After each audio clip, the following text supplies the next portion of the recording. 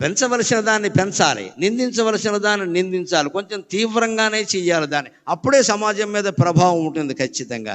ఇంకొక మాట వారి గురించి మనం చెప్పుకోవలసింది, ఇవాళ ఒక్క సినిమా ఇలా రాగానే పాన్ ఇండియా అనేదో అంటున్నారు కొత్త మాట. నాకు పాన్ డబ్బాయే తెలుసు, పాన్ ఇండియా తెలియదు.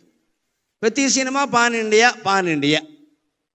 మన ప్రాణాలు తీసే సినిమా కూడా పాన్ ఇండియానే. ఆయన బతికినంత కాలంలో నువ్వు కృష్ణుడు పాత్ర హిందీలో వెయ్యండి, రాముడు పాత్ర హిందీలో వెయ్యండి, మేము తీస్తాము, ₹1 ఇస్తామన్నారు. ఆ రోజుల్లో ₹1 చాలా ఎక్కువ అండి. 70లో ₹1 అంటే ఏమిటమ్మా, చాలా ఎక్కువ. ఆయన ఏమన్నారంటే, నాకు సన్నిహితుల ద్వారా తెలిసిన మాట, కోటి ఎందుకండి, తెలుగులో తీయండి, 10 లక్షలు ఇవ్వండి చేస్తానని చెప్పాడు. మీరే నిర్మాతలుగా ఉండి తెలుగులో తీయండి, ఇంకా శ్రీకృష్ణుడికి సంబంధించి బోల్డు కథలు రావాలి, రాముడికి సంబంధించి బోల్డు కథలు రావాలి. తెలుగులో తీయండి, నా భాషకి మేలు జరుగుతుంది, నా వాచకం ద్వారా నా భాషకి మేలు జరగాలి, నాకు కాదు అని కోరుకున్న మహానుభావుడు అండి ఎన్టీఆర్.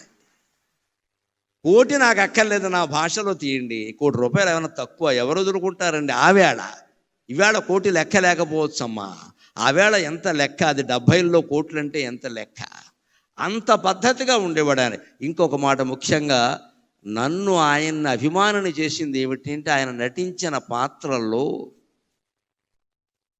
ఎవరికి తల వంచకు, ఎవరిని యాచించకు, గుండె బలమే నీ ఆయుధం, నిండు మనసు